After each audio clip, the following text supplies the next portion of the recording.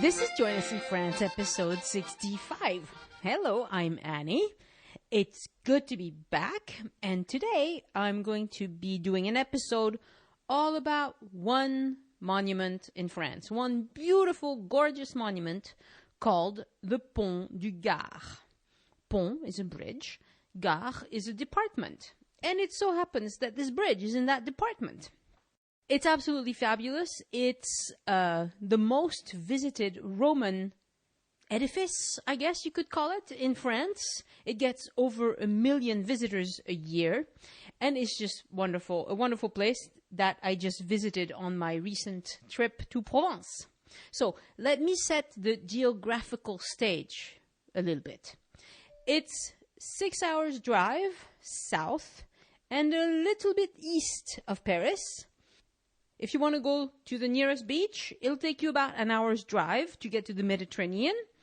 It's 40 minutes north of Arles and 30 minutes west of Avignon. These are the places where, I think you might have heard of those.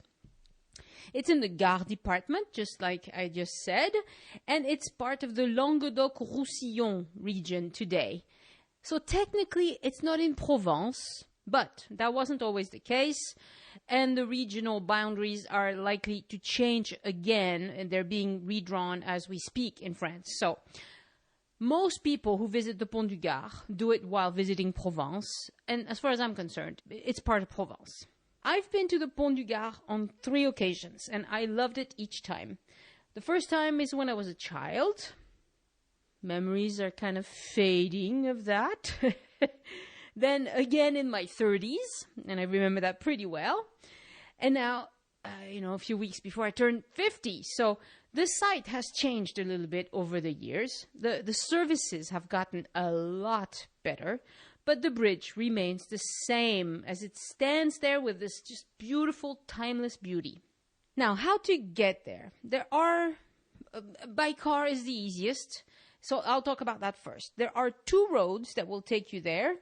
You either go through a lovely town, which is also a wonderful place to visit, named Uzès, that's U-Z-E-S, or Remoulins. It's also a nice place, but I don't think it's as quaint as Uzès. Either way, the roads lead you into a parking lot. When you get to the entrance of the parking lot, you pay your 18 euros fee for your car. And once you're inside, you have free access to the museums and the activities on the site. So I think it's a pretty good deal. There are also buses that can take you there if you don't want to drive. And I'll put the details on that on the show notes, which are at joinusinfrance.com/65. Okay, so what does the Pont du Gard look like?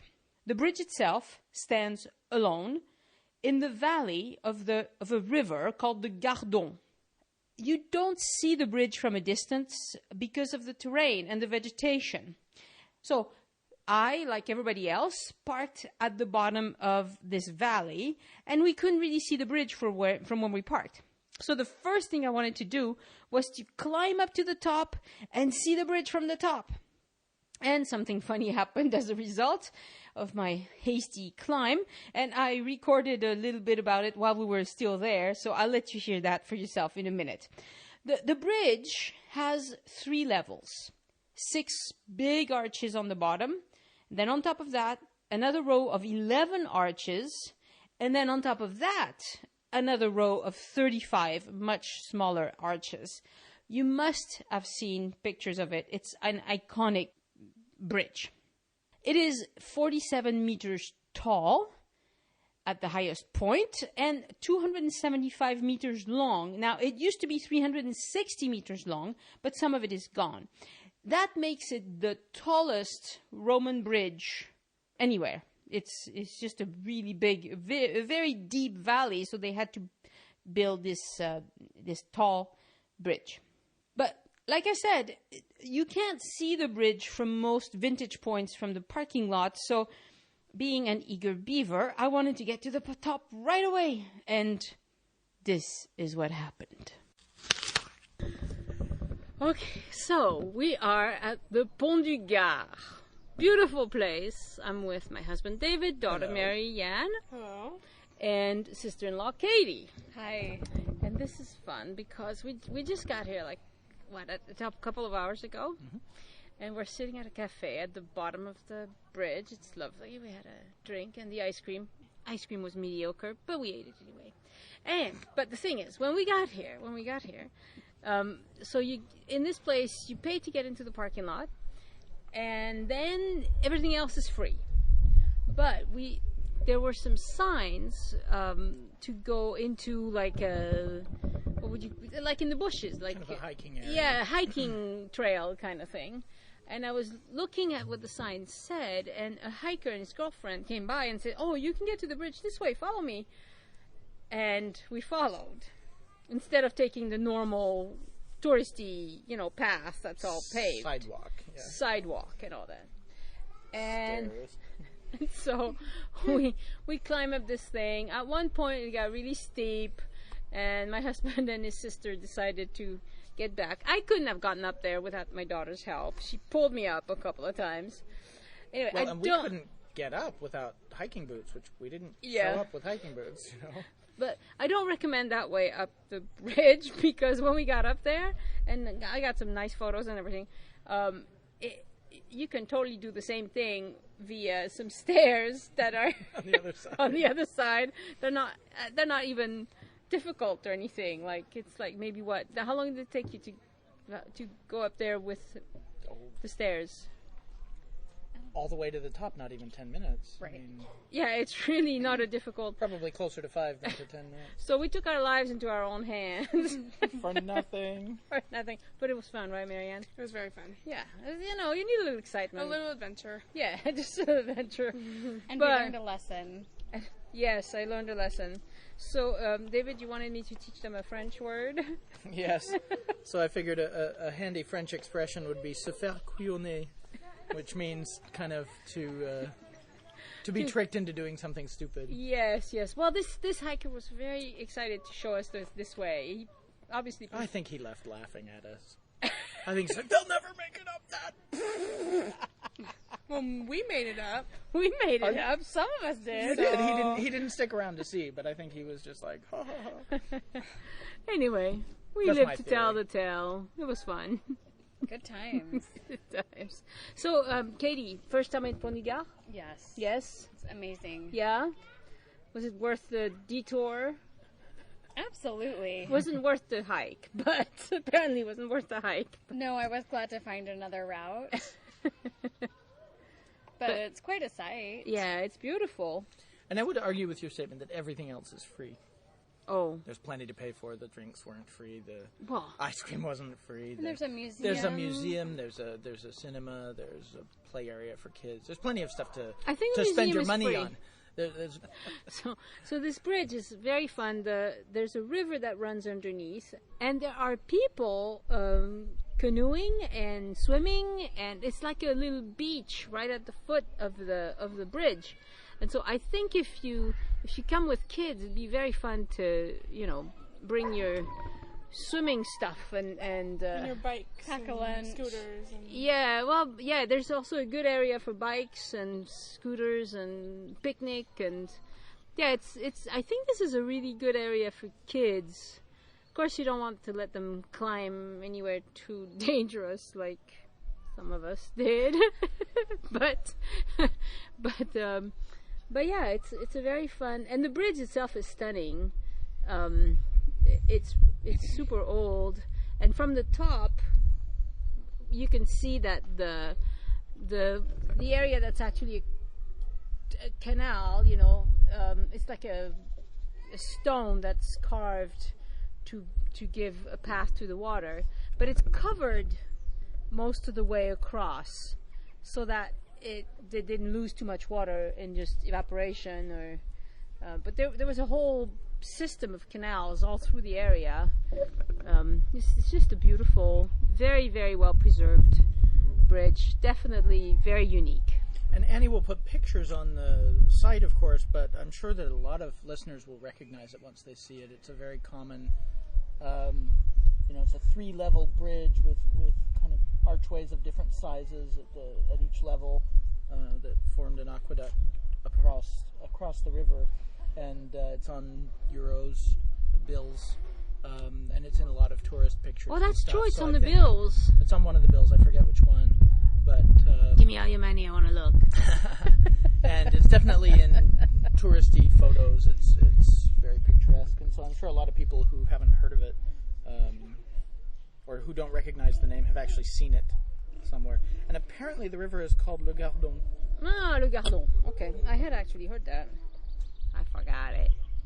And the other thing I don't know is this department is called Le Gard, and I don't know if the department got its name from the bridge or if it's the other way around. Although I would assume that the Romans gave the name first. But we'll have to look into it. All right. I'm glad we came. Yeah, definitely. I had seen it once before, but never Well, the last climbed. time we came, it was badly timed because we got here a little late, and so they wouldn't let us go to it. And so it was kind of lit up, and I think we ate at that little cafe over there. So we had some dinner and could see it, and it was kind of lit up, and it looked really cool, but they'd blocked it off so that we couldn't go over. Yeah. That's what I recall anyway. Yeah, it closes at 6 p.m. this time of year, which is April. So, all right. That's it for the Pont du Gard. More tomorrow in a different place.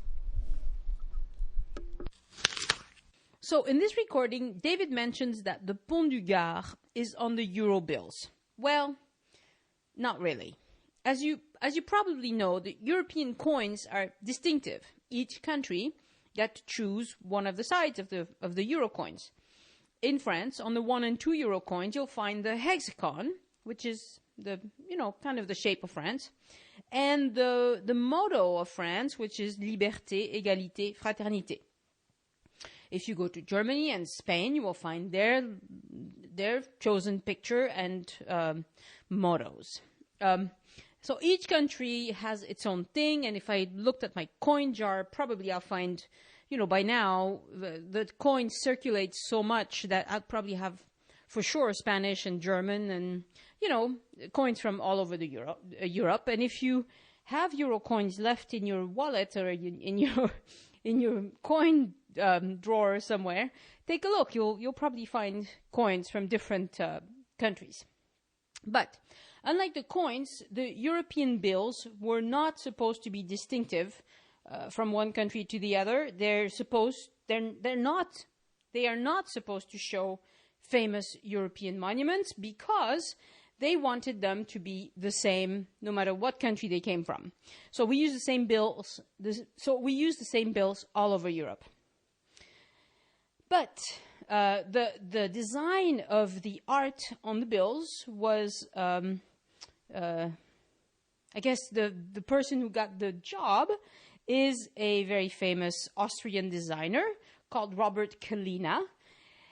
And he got accused of drawing something too reminiscent of the Pont du Gard by the Brits, of course, who don't even use the euro, mind you. And, when you look at both, the bridge on the money is kind of like the Pont du Gard, as, it has 3 rows of arches, but it's not as elegant. I think it inspired it, but it's not a copy. Now, it's only €5 note. I'll put a picture of that on the show notes, and you could see it for yourself and decide. It's, again, on joinusinfrance.com/65. Now, the Pont du Gard was built for a utilitarian purpose. It stands kind of in the middle of nowhere. It wasn't designed to be particularly beautiful since nobody can see it from their window, even today. But as much as the Romans liked a utilitarian building, they wanted something sturdy. And this one is 2,000 years old, so yes, it is sturdy. And they also wanted it to be beautiful, and it definitely is beautiful. The purpose of this aqueduct was to take water from Uzès to Nîmes. The aqueduct was called the aqueduct de Nîmes. And the bridge was just a way to get the water across that big steep valley. It wasn't the only bridge along the route of the aqueduct, but it was the biggest one. If you go up the stairs at the bridge, unlike, don't do what I did, take the stairs, and you walk around a bit, you have several trails that you can take once you're up. If you walk around those trails at the top, you will see remnants of the aqueduct, and I'll post some pictures of that. Again, joinusinfrance.com/65. But the aqueduct was 50 kilometers long, so the bridge was only a small part of it. And there's not that much of the aqueduct left. Some of it, but, not as much as we'd like, and I'll tell you more about that in a minute. So, what can you do at the Pont du Gard? Why should you go at all? Well, the first thing for me is you can walk around and take wonderful photos. You can see the bridge from the river valley or from the top, or you can do both. You can get great photo opportunities, especially from the bottom. I think you walk away from the bridge a little bit, so you walk towards the sun, and then you turn around and shoot your photos with the sun to your back. This is perfect for photos, even with a simple, a phone camera or something like that. You'll get really good photos, especially if you go at sunrise or sunset. And depending when you go, you have to always shoot with the sun to your back. Just remember that. And if you go on top, you can walk around the trails to find some good vintage points. But there, you're going to be a little far away, so you need better camera equipment. If you don't have it, you'll still have a good picture, but it won't be as stunning. The second thing you can do is visit the museum. This museum is really cool, and the kids' part is called Ludo, is very hands-on, very sciencey. The kids, you might have a hard time dragging them away from the place because it is very fun. And the adults will enjoy the presentation on the construction of the bridge, the archaeology, and the Roman lifestyle, which is interesting, seen from our vantage point. The third thing you can do at the Pont du Gard is take the 1.4 kilometer loop. It's called Mémoire de Garrigue, where as you follow the trail, you see signs that explain a lot of things about the landscape, the medicinal and aromatic plants, the remnants of the aqueduct, the olive trees, the grapevines, etc. Some signs are pictograms, other are in French, so you'll get to use your French. But the pictograms, anybody can understand because they're just pictograms. The fourth thing you can do, and I think that's really fun, we didn't do it this time, but there were plenty of people doing it while we were there, is swim in the river. There are beaches all around that river bed. It's not a very big river. It's not super deep. I'm told that there's an area right underneath the bridge where swimming is discouraged because it can get dangerous, but because it's deeper and there's some currents. But otherwise, it's a pretty, it's a shallow kind of river. It's never completely dry, but if you go in the dead of the summer, there's going to be less water because the flow does vary a little bit. But that is just a fun thing to do. There were some families that had brought picnic tables. They were having their picnic there. It's just a fun thing to do. One other really cool thing you can do at the Pont du Gard, it might be the coolest it might even be cooler than pictures. I'm not sure, but you can canoe or kayak underneath the bridge. Now, you're not going to come to France with your kayak, I guess, but there are organized rides, starting from a town nearby called Collias, Collias. You can Google Collias kayak, and you'll have lots of companies. There's several companies that do it. The prices are between 20 and 25 euros for an adult. Some of the companies give discounts for children. Some of them, it's single canoes. Some of the other ones, it's like 2 or 3 people can be in the same canoe. Depending on what you want to do, look around. There's lots of different possibilities. The minimum age typically is 6 years old, and you must be able to swim and get your head underwater, just safety stuff. But that looks like a really fun thing to do. And the perk is, if you do that, you don't have to pay entrance to the Pont du Gard because you're going to be parking in Colias, so nothing to pay there, and you don't pay to canoe underneath the bridge either. So I think that's a pretty cool, that's a, if you like canoeing, but the rides are kind of long. I mean, Colias is like 8 kilometers away, so it's, it's not, you're going to be kayaking and canoeing for quite a long ways. And there are some that are even longer. There's some where you do 12 and 20 kilometers, and, so you have to pick, depending on what you want to do. But that looks like a ton of fun. And the last thing you can do is find out more about the aqueduct and go looking for places away from the bridge where you can see more about this amazing construction. I'll give you in the show notes, I'll tell you some of the names of the places you could go check out for that. But if you walk up the stairs at the Pont du Gard and walk maybe half a mile, maybe not even that much, you'll see some remnants of the aqueduct without going that far. So, why did the Romans build this? Well, the aqueduct was built to supply water, a lot of water, to the city of Nîmes. The Romans loved their baths, and the wealthy had running water in their homes. And they also had sewers, which is, kind of cool. All of these require a lot of water. And they wanted to grow the city of Nîmes, but they really needed more water or it wasn't going to work. So there is a permanent natural spring a little bit to the north and east of the city of Uzès. It's called Fontaine d'Eure.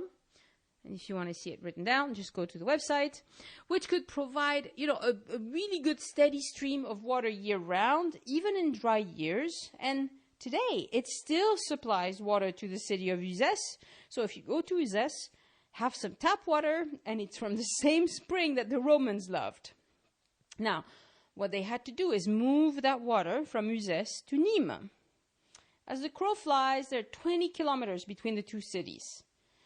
But an aqueduct can't go in a straight line because it has to have a slope the whole way. It works by moving water by gravity alone.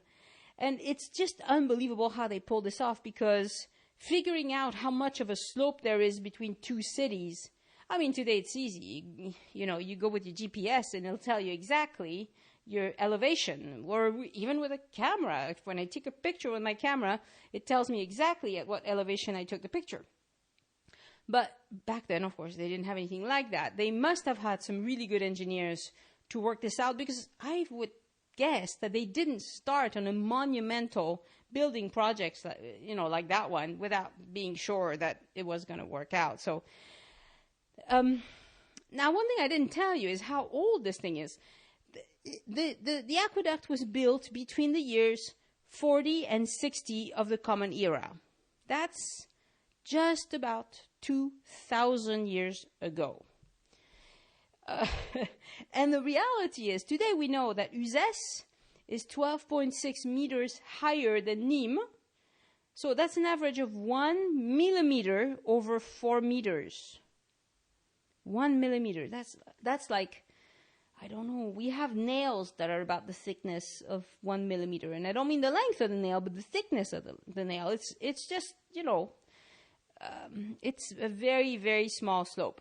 Now, to run its course, the water, it's estimated, because nobody has seen it running, it hasn't been running for a long time, that it would take water between 24 and 30 hours to go from between Uzès and Nîmes, and that's because of the shallow slope. The Pont du Gard was not the only bridge that this aqueduct had to go through. There was another one called Pont Ménestière. It used to be 200 meters long and 20 meters high. But that bridge was destroyed by looters, probably, who came to steal the stones. Dismantling large structures to take the stones was actually pretty common all over France, and it can still happen today. You have beautiful stones on a building that nobody uses. Yeah, it's kind of, it might happen. Now, keep in mind that the bridge and the aqueduct was not used for most of its 2,000 years history. Historians estimate that it may have been used as an aqueduct for about 600 years at most. I've seen estimates as low as 120 years. The thing is, aqueducts are prone to calcium deposits, and they need maintenance. I mean, they'll just get filled over, and if you don't have a crew working this thing all the time, it's just going to stop working after a while, especially due to the small slope.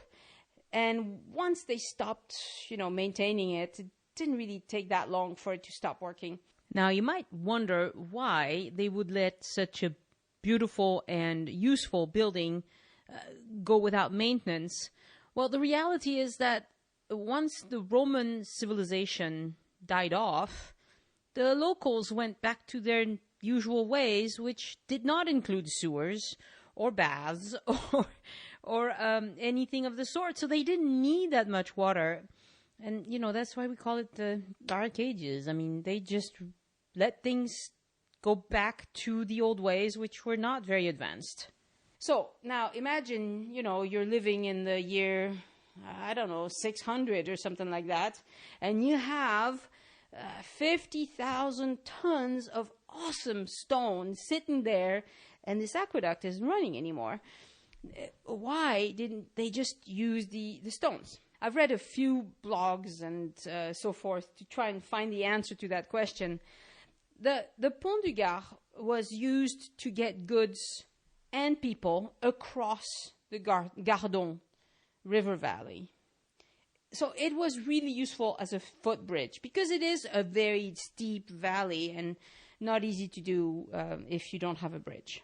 So taking stones from a really high building is a lot harder than it looks. The terrain is not that easy. It's not conducive to moving big stones like that easily, and it was really, really hard to do. That's probably one of the other reasons why they didn't do it. And also, one third reason is that in 1747, they built another bridge right up against the Pont du Gard, and that one is called Pont Pitot. Pitot. It's the bridge that was used. It's a wider bridge, although it's not very wide. I mean, maybe one car would go through there at most. It was built for foot and wagons and things like that. So 1747. And it's still there. And as a matter of fact, when you go across from one side of the bridge to the other, you're actually walking on the Pont Pitot, not on the Pont du Gard. Another thing that I found out, both by going there and staying with my cousin who lives 30 minutes away in the Gard department, and also by just reading blogs about this, is that there's a huge controversy around having to pay to see the bridge. The fee, like I said at the beginning, is 18 euros per car, up to 5 passengers. And this fee gives you access to the parking lot and the museums. But it used to be free. I don't remember if we paid when I was a child, but it used to be totally free. It was just this thing out in the middle of nowhere, and you would walk to it and see it. As it turns out, there's a huge controversy around the need to pay to see the Pont du Gard. Now, my cousin lives nearby. She's about 30 minutes away, and so she lives in the Gard, and she told me all about this. And she thought it was outrageous because it used to be totally free. You could, there were like dirt parking lots, and you'd be able to just park there and do your thing. And then they put in a decent parking lot, bathroom facilities, a museum, and so they started charging for parking. But then they realized that because they were letting pedestrians and cyclists come in, well, cheapskates, and France is full of them, decided that all they had to do is just park a little further and walk, and then they wouldn't have to pay. The issue is that they were parking very, very badly, and they were causing all sorts of traffic problems. There's even a term for this in French. It's called se garer à l'arrache. You just park wherever you can, and you figure, this person doesn't ever get their car out of there. I can park in their driveway, or whatever. It was just driving the locals crazy. So they needed to get rid of all these cars that were badly parked. And so in 2013, they decided that cyclists and pedestrians also had to pay. They only have to pay €7, but still. And there are lots of people who are not happy about that. And there's petitions that people sign. But the truth is, locals, the people who live in the Gard, they get a couple of cards a year in the mail that gives them access for one vehicle. So my cousin gave me one of her 2 cards for this year's because her car is registered and she didn't need it for anybody else. You know, when the rest of the family goes, there's not so many of them, they can just do one car. So she gave me the other one. So I didn't even I didn't even pay for it, which is kind of nice. The Pont du Gard is the kind of place where the locals used to just go several times a year and have a picnic or whatever. And I think if I lived nearby, I would never get tired of it either. But now at least they have this one, with their one car, they can go for free. So it's not so bad. One thing that you need to know about the Pont du Gard is that there are summer and winter hours. They are different. It's open longer in the summer. And the summer starts around the middle of May, as far as they're concerned, and ends around the middle of September. And that's also when they light it up at night. And it's really pretty at nightfall. They have all these lights on there, and it's very, very pretty. I haven't seen it that way, but I went too early. So if that's important to you, go between the 16th of May and the 13th of September. Okay, now I need to move on to a really important announcement. I decided that I needed to add a little something to the show, and it's turning out that it's creating a lot of work for me, so I hope you like it and find it valuable. To go along some of the episodes I produce, I'm going to start writing e-guides that I will publish as Kindle books. Each e-guide will be, 5-10 pages long. It's not going to be like a massive novel, whatever, but it will help you organize your visit. It will summarize key points, give you some questions that you can find the answers to that maybe you can work on with your kids, give you some tips, and make it really, really simple for you to visit the site and get the most out of it without having to do a ton of research. The first e-guide I'm going to do is going to be on this episode, on the Pont du Gard. I haven't settled on the name yet, so I can't tell you what it's going to be called, but I'll keep you posted, and then later on I'll put a link to it on the show notes. It will be sold on Amazon as a Kindle book. So if you're listening to this episode as soon as it's published, so late April 2015, it won't be released just yet. My deadline is end of May 2015, so hopefully I'll be able to keep that. Now, I'm not going to produce an e-guide for every episode, but for just a few select episodes that are specifically about one place or one attraction or one monument. And most importantly, it's going to be about places that I've visited recently and visited with the intent of writing an e-guide. For example, I'm going to be going to Paris just for that reason in a few days. So when I produce an episode with a guest, be it Elise or somebody else, I know about the place. Probably I've visited before, but I wasn't paying attention to all these details that you need to know when you're writing an e-guide. And so I don't feel comfortable, and I don't think I have that much to add to that would be valuable. But when I do it specifically for writing and for taking pictures and and I put on my investigative eye, then I think, I can do okay. And I can also find out what the locals are saying, what they like to do, what they find worthwhile, not worthwhile, etc. It seems to me that everywhere I go, the question that always comes up is, I'm here, and now what? How do I organize my day? When you wake up in the morning in a hotel room and your significant other or your kids or somebody you're with tells you, so what are we going to do today? And especially if they know you're listening to a podcast about France, they probably want you to make all the decisions. And if it goes well, fantastic, take credit. But if it doesn't, it's not so pleasant. So this e-guide will make your life simple.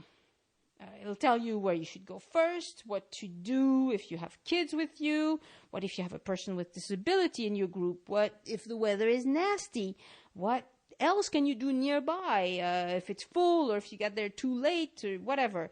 What if there are too many things to do in that area? How do you choose? When I go to visit anywhere in France, I usually stop at the tourist office, and the people there are friendly. That's never been a problem. They're friendly, they speak really good English, and very often many other languages, so that's great. But the problem is, it's their job to say nice things about anything. Anything I might ask them about. They don't warn people about tourist traps, and as a matter of fact, as far as they're concerned, there are no tourist traps in their town, right? It's just, the tourist traps are all somewhere else. So, if you ask them about, whatever, a museum, whatever, well, they will say, oh, it's great, go. They won't tell me, oh, it's kind of outdated and people don't like it so much. No, they won't say that. Why is it that way? It's because they are funded in part by the Chamber of Commerce, and they are not in a position to say anything nasty about anybody who does business in their locale. So if you mention, I want to see the museum, blah, blah, blah, they will tell you, they will show it to you on a map, and they will tell you the opening hours. And that's it. So I don't find that super valuable. I would much, much rather have an informed opinion. Now, if you need the map, do stop at the tourist office, but it'll have a few lines of actual information and a bunch of fluff and a bunch of advertising too. So you've got to know what you're getting there. I'd much rather have an informed opinion. When I go somewhere, I want to have a friend or a relative. In my case, I have relatives in a lot of places, so that's handy dandy. Who tell me, oh, in this place you do this and you do that and don't miss that. And then if you have time, do this other thing, One of the important things that you need to know when you travel is, when have you seen, the best stuff and move on? When is it time to move on? Because if you listen to the travel office people, they're going to tell you to stay 3, 4, 5 days. I mean, obviously, they want you there, right? If you've been listening to this podcast for a year or however long, you know me. I'll give it to you straight. I'm not somebody who minces words most of the time. I do my best. I care about this. I want to produce a good show every week, and I engage every way that I can. And you can be sure that, in producing those e-guides, I'll put my thinking caps on your behalf, and I'll look at places with a critical eye. And I think also the big advantage that I have is that I'm both French and American. Like I said, I have relatives all over France, and I straddle both cultures quite well. You might wonder, if I'm going to do these e-guides, am I going to do less podcasting or keep the good stuff for the e-guide? No. The podcast is going to stay exactly the same. The e-guide is just a more convenient way to get the information when you're traveling. I mean, when you're looking at the Pont du Gard or waking up that morning in the hotel, you might listen to the podcast and be reminded of things to do there. But, I mean, honestly, maybe you would rather have it as in writing on your iPad, and you can review the information quickly and go do it. And also, some people never listen to podcasts, so it's good to offer a different choice, a different way to consume the information. On the podcast, sometimes I talk about things kind of disorganized, I don't do it on purpose, but the show is not scripted, so I have these bullet points, and I can be all over the place. It's kind of the joy of podcasting. It's a very natural medium. I'm just talking to you. The e-guide is going to be a lot more polished, a lot more complete, full of information that's easy to use and consume. You won't need to put your headphones on and listen to me or any of my guests for an hour. You can see the information nicely summarized in an e-guide on your iPad or iPhone or whatever device you want to use. And there's another thing that would make such a travel guide really great.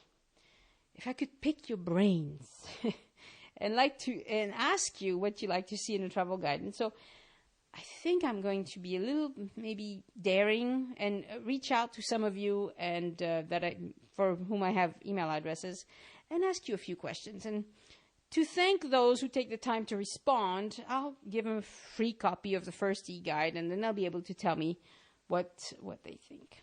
All right. Well, thank you for listening to today's show. Do go to the Pont du Gard. It is absolutely wonderful for everyone. I can't think of anybody who shouldn't see this. You can go with strollers, you can go with wheelchairs, you can go and have a very active day walking around the trails, or a very sedate day at the cafe, the restaurant. It's really a cool place, and I hope you love it and tell me about it. Thank you. Talk to you next week. Oh, and I forgot to say, thank you, Susan, for your donation. You're awesome. Bye. This brings us to the end of another episode of the Join Us in France Travel Podcast. Thank you for listening. Have a wonderful time preparing your trip to France. And remember, if you want to talk back, I love to hear from listeners. You can ask questions on joinusinfrance.com or follow me on Twitter at Paris Podcast, or search for Join Us in France Travel Podcast on either Facebook or Google+. And if you're old school like me, you can also email Annie@joinusinfrance.com. I want to thank listeners who support the podcast by going to joinusinfrance.com/support. By doing that, you can help us earn a sales commission from retail giant Amazon. So before you buy anything on Amazon, go to joinusinfrance.com/Amazon, click on your country flag, make your purchases in the usual way, and then we earn a small commission because we sent you there. It doesn't cost you a penny more, and so it's a really good win-win situation. But remember, first you have to go to joinusinfrance.com/Amazon. Thank you. Talk to you soon.